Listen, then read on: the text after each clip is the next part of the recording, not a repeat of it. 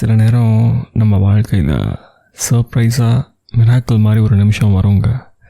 அந்த ஒரு நிமிஷம் எல்லாமே மாற ஆரம்பிக்கும்.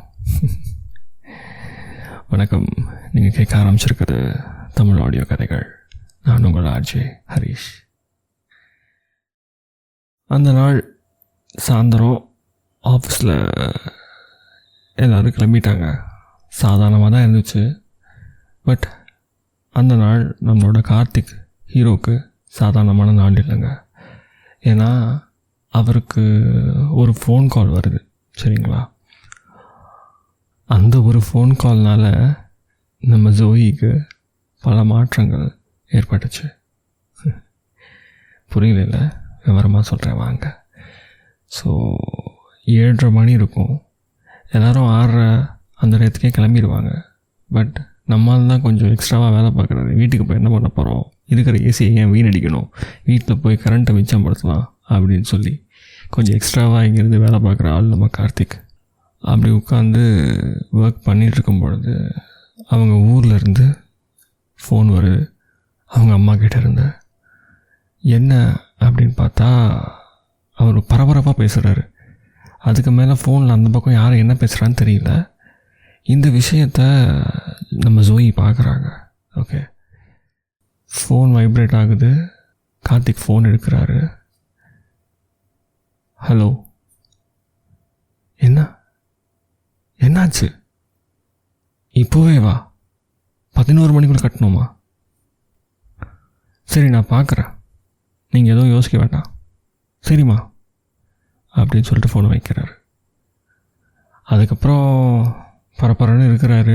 2-3 பேருக்கு ஃபோன் பண்ணுறாரு. யார்கிட்ட இருந்தையும் அவர் எதிர்பார்க்குற பதில் வரல போல். ஏன்னா கார்த்திகோட முகம் ஒரு மாதிரி பயத்தோடு கலந்த ஒரு டெட்லைனை நோக்கி நம்ம ஒரு வேலை செய்கிறப்ப பதட்டம் இருக்கும் தெரியுமா? பதட்டம், பயம், முடிச்சிருவோமா செஞ்சுருவோமா, அந்த மாதிரி ஒரு சூழ்நிலையில் அவர் இருக்காருங்கிறத மட்டும் ஜோயியால் புரிஞ்சுக்க முடியுது. ஏதோ ஒரு சூழ்நிலை சிக்கிட்டு இருக்கிறாரு. பட் என்னென்னு நம்மளால் கேட்க முடியலையே. கேட்கலாமா வேண்டாமா? நம்ம அந்தளவுக்கு கார்த்திக் கிட்ட பரிச்சயமான ஆள் கிடையாது அப்படின்னு ஜோயிக்கு மனசில் தோணிகிட்டு இருக்குது. அதே சமயம் கார்த்திக் அவரோட சிஸ்டமில் பேங்க் பேலன்ஸ் செக் பண்ணுறாரு, வெப்சைட்டில் ஓப்பன் பண்ணி. இதை ஜோயி பார்க்குறாங்க. பார்த்துட்டு என்னவா இருக்கும் அப்படின்னு யோசிக்கிறப்போ இன்னொரு ஃப்ரெண்டுக்கு கால் பண்ணிவிட்டு, கொஞ்சம் ஹெல்ப் வேணும்டா, அவசரமா அப்படின்னு பேசுகிறாரு. இன்னும் சில செகண்ட்ஸ் கழித்து, சரி பரவாயில்ல மச்சான், ஒன்றும் இல்லை பரவாயில்ல, நான் பார்த்துக்கிறேன்டா அப்படின்னு ஃபோனை வைக்கிறாரு. இப்போது நம்ம ஜோயிக்கு ஓரளவுக்கு விஷயம் புரிஞ்சிருது. ஏதோ அவசரமாக பணம் தேவை இருக்க போல் நம்ம கார்த்திக்கு. நம்ம என்னென்னு பார்க்கலாம் அப்படின்னு சொல்லிட்டு நெருங்கி போகிறாங்க. உடனே கார்த்திக் எந்திரிச்சிடுறாரு சீட்டை விட்டு. வேகமாக போகிறாரு ஹெச்ஆர் டிபார்ட்மெண்ட்டுக்கு. போனவர் ஒரு 10 நிமிஷம் ஆளை காணோம். திரும்பியும் விறுவிறுன்னு நடந்து வர்றாரு கேபினுக்கு.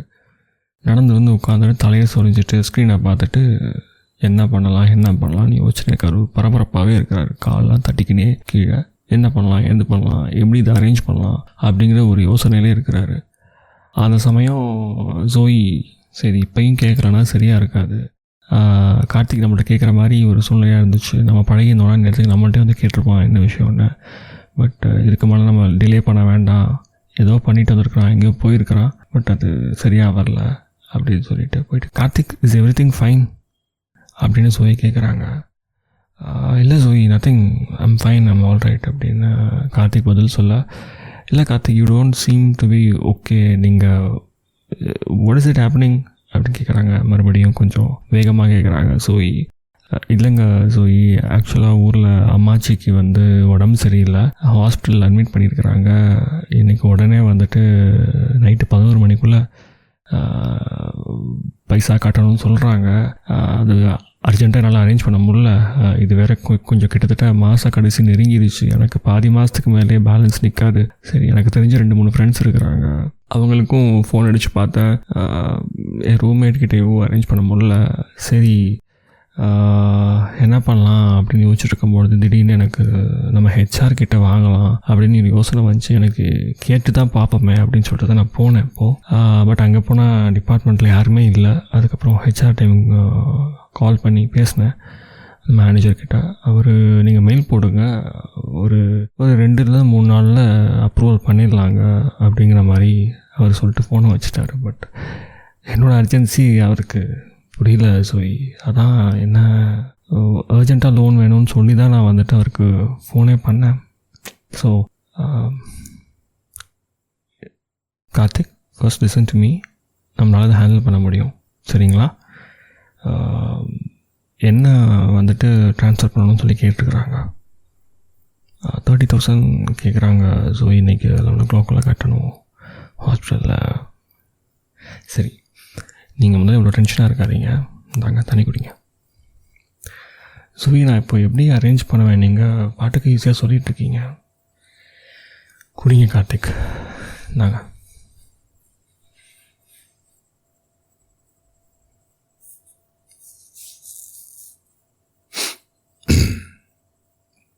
குடிச்சிட்டிங்களா?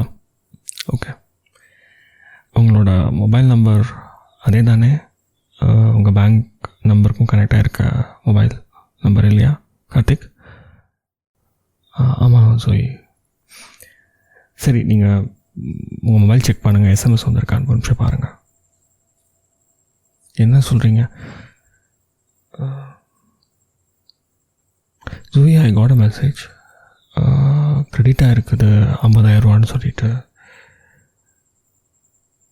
நீங்கள் அனுப்பிச்சிருக்கீங்களா?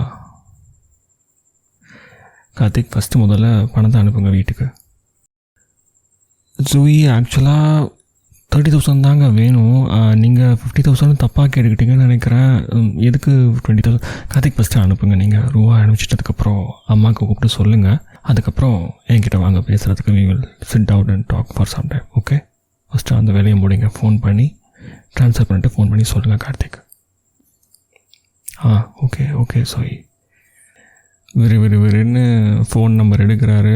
அவங்களோட அம்மாவோட பேங்க்குக்கு ட்ரான்ஸ்ஃபர் பண்ணுறாரு யூபிஐயில். பண்ணிவிட்டு அம்மாவோட ஃபோன் நம்பருக்கு கால் பண்ணி, அம்மா பணம் அனுப்பிச்சிட்டேன், நீங்கள் வந்து அம்மாஜிக்கு ஹாஸ்பிட்டலில் கட்டிடுங்கம்மா, இப்போவே கையோடு கட்டிடுங்க, நீங்கள் பார்த்துக்குங்க அம்மாச்சியை, நான் வரேன்னு சொல்லுங்கள் அவங்கள்ட்ட. ஒன்றும் பிரச்சனைலாம் இல்லை, அதெல்லாம் நல்லா இருப்பாங்கன்னு சொல்லிவிட்டு கொஞ்சம் ஆறுதலாக பேசுங்கம்மா, நான் இந்த வார கடைசியில் வரேம்மா அப்படின்னு சொல்லி ஃபோனை வச்சிட்றாரு. ஃபோன் வச்சதுக்கப்புறம் திருப்பியும் ஜோயி இதெல்லாம் பார்த்துட்டு இருக்கிறாங்க. உட்காந்து பக்கத்துலேயே டேபிளில் உட்காந்துருக்குறாங்க, பக்கத்து சீட்லேயே உட்காந்துருக்காங்க. வெறுமனை இவர் என்ன பண்ணுறாரு, இவர் என்ன ஆக்டிவிட்டி பண்ணுறாரு, எப்படி பேசுகிறாரு, என்ன பார்க்குறாரு அப்படிங்கிறதெல்லாம். அப்போ தான் கொஞ்சம் நம்மளோட கார்த்திக்கோட முகம் அமைதியாகுது, டென்ஷனை விட்டு வெளியே வர ஆரம்பிக்குது. இது ஒரு ஒரு ஒரு வகையில் வந்துட்டு ஜோயிக்கு மனசில் சின்ன சந்தோஷத்தை கொடுக்குது. அப்படி ஒரு பரபரப்பாக இருந்தார் கார்த்திக் ஒரு மொமெண்ட்டு. அந்த சமயத்தில் நான் ஹெல்ப் பண்ணியிருக்கிறேன், இவன் என்னை பார்க்க வைக்கணும்னு ஆசைப்பட்டுக்கிட்டு இருந்த ஒரு நேரம் அப்படிங்கிற விஷயம் ஒன்று இருக்குதில்ல, அவங்க மனசில் ஓடிக்கிட்டே தான் இருந்துச்சு. ஸோ இது எப்படி வந்து எங்கே எது மூலியமாக கனெக்ட் ஆகுதுன்னு நம்மளால் யாருக்காலையுமே சொல்லவே முடியாதுங்கிறதுக்கு ஒரு சிறந்த உதாரணம் வந்து இந்த தருணங்க. அவங்க மனசில் ஒரு சந்தோஷம் துளிர் விட்டுட்டு இருக்கும்பொழுது கார்த்திக் வந்துட்டு கூப்பிட்றாரு, ஜூயி அந்த 20,000 எனக்கு வேணாங்க, நான் இப்போ உங்களுக்கு ட்ரான்ஸ்ஃபர் பண்ணிடுறேன் அப்படிங்கிறாரு. அதுக்கு உடனே ஜோயி, கார்த்திக் உங்களுக்கு வர்ற மாதம் பர்த்டே ரைட், கிஃப்ட்டு வச்சுக்கோங்க அப்படின்னு சொல்லிட்டு சிரிக்கிறாங்க. ஜோயி, விளையாடாதீங்க, கிட்டத்தட்ட அதில் ஒரு 5,000 சேர்த்து போட்டால் என்னோடய மாத சம்பளம், என்ன பேசுகிறீங்க, அதெல்லாம் வேண்டாம் நீங்கள் வைங்க அப்படின்னோடனே ரொம்ப மூஞ்சில் அடித்த மாதிரி இருக்கும் கார்த்திக் நான் இப்போ சொல்ல போகிறது, பட் கேளுங்க யதார்த்தத்தை தான் அப்படின்னு சொல்லிட்டு ஜோயி சொல்கிறாங்க. உங்கள் பேங்க்கில் இருக்க எல்லாத்தையும் கொடுத்துட்டீங்க, இங்கே செலவுக்கு ஒன்றுமே இல்லைங்கிறீங்க, அப்போ மீதிக்கு பணிலாம் என்ன பண்ணுவீங்க கார்த்திக்? சிரிச்சிடுறாரு நம்ம கார்த்திக். கொடுக்கல் வாங்கலாம் அவ்வளோ பண்ணாத ஒரு ஆள் தான் நம்மளோட கார்த்திக். நிறையா லோன்லாம் வாங்கி அந்த மாதிரி பழக்கம்லாம் கிடையாது. வேகமாக ஜோயி கிட்ட சொல்கிறாரு, ஹெச்ஆர் வந்துட்டு எனக்கு மெயில் போட சொல்லியிருக்காங்க, நான் வந்து மெயில் போட்டுருவேன், 2-3 நாளில் எனக்கு லோன் அப்ரூவ் ஆயிரும் ஜோயி, ஸோ அந்த 30,000 எனக்கு கண்டிப்பாக சாங்ஷன் பண்ணிடுறேன்னு சொல்லியிருக்கிறாரு, நான் அது வந்த உடனே உங்களுக்கு உடனே அனுப்பிச்சிட்றேன் ஓகேங்களா அப்படின்னு சொல்லிட்டு ஒரு ஒரு பதட்டத்தோட ஒரு முதல்ல ஒருத்தவங்க நம்மளுக்கு உதவி செய்கிறாங்க, பெரிய பணம் உதவி அப்படிங்கிறப்போ நம்மளுக்கு அந்த ஒரு பயம் இருந்துகிட்டே இருக்கும்ல, இது எப்படி நம்ம திருப்பி கொடுக்க போகிறோம், இல்லை அந்த நாணயமாக பண்ணிடணும் அப்படிங்கிற ஒரு மனநிலை இருக்கும் இல்லைங்களா. அது வந்து நம்ம கார்த்திகோட முகத்துலேயும் அவரோட வார்த்தைகள்லையும் சோய் பார்க்குறாங்க. அதை பார்த்துட்டு நான் உங்கள்கிட்ட இப்போ திருப்பி கேட்டேனா அதை அப்படின்னு ஒரே வார்த்தை தான் முடிச்சிடுறாங்க. கார்த்திக் என்ன பதில் சொல்கிறதே தெரில, சிரிச்சிட்றாரு. சிரிச்சுட்டு தேங்க்ஸ் ஜோயி அப்படிங்கிறாரு.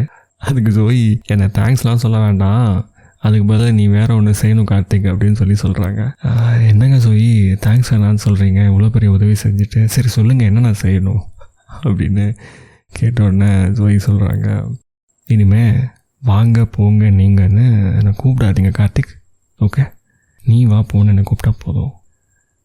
கார்த்திக்கு சர்ப்ரைஸ் ஆகிட்டு என்ன சொல்கிறீங்க ஜோயி, ஆஃபீஸ் ஃபுல்லாக உங்களை ஒரு டெரராக தான் பார்ப்பாங்க, நீங்கள் ஒரு பெரிய ஆள், எப்படி அது அப்படிலாம் கூப்பிட முடியாதுங்க உங்களை உடனே, நீ வா போகலாம். கார்த்திக் எனக்கு நீங்கள் தேங்க்ஸ் சொல்லணும்னு நினச்சிங்கன்னா இது ஒன்று தான் வழி, ஓகேவா? ஓகே ஜோயி, இனிமேல் நீ வா போன்னு உன்னை கூப்பிட்றேன். இவ்வளோதான். கார்த்திக் உடனே நீ வா போன்னு சொன்னோன்னே ஜோயிக்கு என்னையே பார்க்க முடியாத அளவுக்கு ஒரு சந்தோஷம், மனசுக்குள்ளே துள்ளாட்டம், அவ்வளோ குதூகலம், உற்சாகம் அப்படின்னு என்ன வேணாலும் நீங்கள் வார்த்தை போட்டுக்கோங்க, அப்படி ஒரு சந்தோஷம் வந்துட்டு ஜோயி மனசில். வா, கார்த்திக் நம்மளை நீ வா போன்னு சொல்லி கூப்பிட்றான், சிரித்து பேசுகிறான், நம்மக்கிட்ட நம்மளை பார்க்குறான், நம்மக்கிட்ட பேசுகிறான் அப்படின்னு சொல்லிட்டு, அப்படி ஒரு போல்டாக இருக்க பொண்ணோட மனசுலையும் காதல்னு ஒரு இதமான ஒரு மென்மையான விஷயம் வந்தால் அவங்களோட உணர்ச்சிகள் எப்படி இருக்குங்கிறத நம்ம ஜோயி மூலியமாக அந்த இடத்துல பார்க்க முடியும் இல்லையா? சரி தானேங்க? ஆனால் என்ன, அவங்களோட காதல் ஒன் சைடு மாதிரி தான் இப்போதைக்கு. அவங்க தான் சொல்லவே இல்லையே, அவங்க இப்போ தான் உள்ளே என்ட்ரி போட்டிருக்கிறாங்க. க்யூட்டாக ஒரு ஸ்மைல், அழகாக சிரிக்கிறாங்க ஜோயி. சிரித்தோடனே thank you Joey, seriously thank you, HR கூட உடனே அப்ரூவ் பண்ணிடுவாங்கன்னு நான் ரொம்ப நம்பிட்டேன், பட் அவங்க எவ்வளோ தூரம் எனக்கு பண்ணுறதே பெரிய விஷயங்கிறது எனக்கு அப்புறம் தான் புரிஞ்சுக்கிட்டேன், பட் தேங்க்ஸ் டு யூ. இன்றைக்கி அவசரத்துக்கு 11 மணிக்கு முன்னாடி நான் என்ன பண்ணியிருப்பேனே எனக்கு தெரியாது ஜோயி, நீங்கள் மட்டும் இங்கே இல்லை, நீ மட்டும் இங்கே இல்லைன்னா அப்படின்னு திருப்பியும் ஒரு திருத்தம் பண்ணி சொல்கிறாரு. ஜோயி சிரிச்சிட்டு நார்மலாயாச்சா, சரிங்க அப்படிங்கிறாங்க. உடனே கார்த்திக், என்ன ஜோயி நீ மட்டும் நீ வா போன்னு என்னை சொல்லிட்ட, பட் யாரையும் மட்டும் நீங்கள் வாங்க போங்கன்னு நீ சொல்கிற, அப்போ எனக்கு கூச்சமாக இருக்கும்ல, ஃப்ரெண்ட்ஸ் மாதிரி பேசலாம், அப்போது நீயும் வந்து என்னை நீ வா போ தான் கூப்பிடணும் ஜோயி அப்படின்னு ஒரு படி மேலே போய் கார்த்திக் சொல்ல, இது அன்எக்ஸ்பெக்டடா டே அப்படி சொல்லி குதூகலத்தின் உச்சத்தில் போயிட்டு ஜோயி, ஓகே கார்த்திக் சரி விடு, நான் இனிமேல் நீ வா போன்னு சொல்கிறேன் அப்படின்னு சொல்லிடுறாங்க. I know right. எனக்கு இந்த கதை சொல்லும் பொழுது நானும் கொஞ்சம் எக்ஸைட் ஆகிடுறேங்க. கொஞ்சம் நிறையா ஊடால ஆங்கில சொற்கள் வந்துடுது எனக்கு. மறுபடியும் என்னை மன்னிச்சிக்கோங்க. நான் முடிஞ்ச அளவுக்கு தமிழில் தான் இழுத்து கொண்டு வர முயற்சி செய்கிறேன். கோச்சிக்க மாட்டேங்கன்னு நினைக்கிறேன். இது வரைக்கும் ஒரு 4-5 வீடியோ பார்த்துருப்பீங்க. சேனல் ஸ்டார்டிங்லேருந்து பார்க்குறீங்க அப்படின்னா உங்களோட கருத்துக்களை அதை பற்றி எதுவாக இருந்தாலும் கீழே சொல்லுங்கள். ஏதாச்சும் மாற்றலாம், இல்லை ஏதாச்சும் செய்யலாம், இல்லை இந்த கேரக்டர்ஸ் பற்றின உங்களோட கருத்துக்கள் ஏதாச்சும் இருக்குது, இல்லை உங்களை மாதிரி தான் இந்த கேரக்டர் ஏதாச்சும் நடந்துக்கிறாங்க அப்படின்னாலும் கமெண்ட்டில் சொல்லுங்கள். சரியா? ரொம்ப சந்தோஷப்படுவேன் உங்களோட கமெண்ட்ஸை பார்க்கும் பொழுது. சரி, இங்கே வாங்க திருப்பி நான் கதைக்குள்ளே கூட்டிகிட்டு போகிறேன். இப்படி தான் ஆனால் ஊனா கொஞ்சம் எமோஷன் ஆயிடுவேன், மன்னிச்சிடுங்க. இப்படி சிரித்து சந்தோஷமாக 2 பேரும் சுமூகமாக நீ வா போன்னு சொல்லிட்டு கிளம்பிடுறாங்க. அன்றைக்கி சாயந்தரம் அடுத்த சில நாட்கள் அவங்க பேசிக்கிறது ரொம்ப ஜாஸ்தி ஆயிடுச்சு. இன்ஃபேக்ட் ஜோயி கூட ஆஃபீஸில் அதிகமாக பேசுகிற ஒரு ஆள் அப்படின்னா கார்த்திக் மட்டும்தான். கேன்டீனு, இல்லை கீழே லிஃப்ட்டில், இல்லை வாக்கிங் ஏரியாவில், பார்க்கிங் ஏரியாவில்னு ஜோயிக்கிட்ட பேசுகிறது கார்த்திகாக தான் இருக்குது, வேறு யாருமே கிடையாது. ஓவரால் ஆஃபீஸில் மொத்தமாக எல்லாருக்குமே வந்துட்டு பரிச்சயம் ஆகிடுது. ஓ, இவங்க 2 பேரும் நல்ல ஃப்ரெண்ட்ஸ் போல் அப்படிங்கிற மாதிரி. ஜோயி மேலே எல்லாருக்கும் இருக்கிற மரியாதை, பயம் எப்பயுமே இருந்துகிட்டே தான் இருக்குது. பட் கார்த்திக்கு அந்த தூரங்கிறது குறைஞ்சிருது. அவரால் இதை உணர முடியுது. அதே சமயம் ஜோயிக்கு ரொம்ப சந்தோஷத்தை கொடுக்குது. ஆஹா, நம்ம ஆசைப்பட்டது கொஞ்சம் கொஞ்சமாக நிறைவேறுது அப்படின்னு சொல்லிட்டு மனசுக்குள்ள ஒரு பெரிய விஷயம் உருவாகிக்கிட்டு இருக்குது. இவ்வளோ நாள் தள்ளி பார்த்துட்டு இருந்த ஒருத்தவன் கடந்த சில நாட்களாக நம்ம கூடவே பேசுகிறான், பழகுறான், நம்ம கூட பயணம் பண்ணுறான் அப்படிங்கிற ஒரு அந்த அந்த உணர்ச்சி இருக்கு இல்லையா, ஒரு உணர்வு. அது வந்து சொல்லி வார்த்தையால் புரிய வைக்க முடியாது. அந்த இடத்துல நம்ம அந்த ஒரு ஒன் சைட் லவராக இருக்கும் பொழுது அந்த ஒரு பர்சன் நம்ம கிட்ட அப்படிலாம் நடந்துக்கிறப்ப வர சந்தோஷம் வந்துட்டு ஒரு பட்டர்ஃப்ளைஸ் கொடுக்குங்க. அதை தான் நம்ம ஜோயி ஃபீல் பண்ணிகிட்டு இருக்கிறாங்க. இப்படி ஃபீல் பண்ணிவிட்டு சாயந்தரம் டீ சாப்பிட போன நம்ம ஜோயி கிட்ட கார்த்திக் ஒரு மேட்ரு சொல்கிறாரு.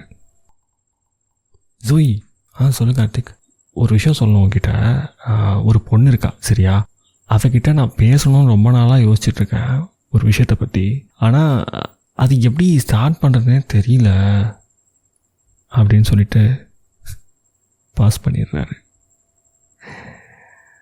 நம்ம ஜோயி சவுண்ட் அவுட் ஆகிடுறாங்க. அதுக்கப்புறம் 4-5 வார்த்தை கார்த்திக் பேசிடுறாரு. அதை கவனிக்கவே இல்லை நம்ம ஜோயி.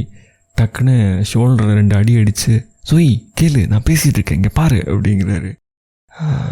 நீ தோணுச்சுன்னா உடனே பேசிடு கார்த்திக், லேட் ஆயிரும். லைஃப்பில் சில விஷயம்லாம் லேட் பண்ணவே கூடாது கார்த்திக், நீ பேசிடு, யார் அந்த பொண்ணாக இருந்தாலும் சரி அப்படின்னு சொல்லிடுறாங்க. ஆனால் இந்த இடத்துல ஜோயி மனசில் ஒரு கேள்வி எழும்புதுங்க. ஒருத்தங்க நம்மக்கிட்ட மனசு விட்டு திறந்து பேச ஆரம்பிக்கிறாங்க. அது நம்ம நம்பிக்கையாக நினச்சிக்கிறதா, இல்லை ஒருவேளை நம்மளை காதல் செய்கிறனால நம்மக்கிட்ட எல்லாத்தையும் பகிர்ந்துக்கிறதுக்காக அந்த மாதிரி பேசுகிறாங்களா அப்படிங்கிற ஒரு கேள்வி எழுது. அதே சமயம் கார்த்திக் சொன்னதுக்கு அப்புறம் நடுவில் ஒரு 4-5 வார்த்தை பேசுனதெல்லாம் இவங்களுக்கு காதில் விழுகலை இல்லை. அதனால யாராக இருக்கும் அது அப்படிங்கிற ஒரு கேள்வி உங்களுக்கும் இருக்குது, எனக்கும் இருக்குது, காதிலே வாங்காத நம்ம ஜோயிக்கும் இருக்குது. அது நம்ம நித்யாவா, அதாவது திருத்தம், அது இன்னமும் நம்ம நித்யாவா இல்லை வேறு யாருமா, ஆள் மாறிடுச்சா? தெரிஞ்சுக்க மறக்காமல் சப்ஸ்கிரைப் பண்ணுங்கள். இந்த சீரீஸ் பிடிச்சிருந்தா இந்த வீடியோக்கு லைக்கும் பண்ணுங்கள் சரிங்களா? அடுத்த எபிசோடில் மீண்டும் சந்திப்போம். நன்றி.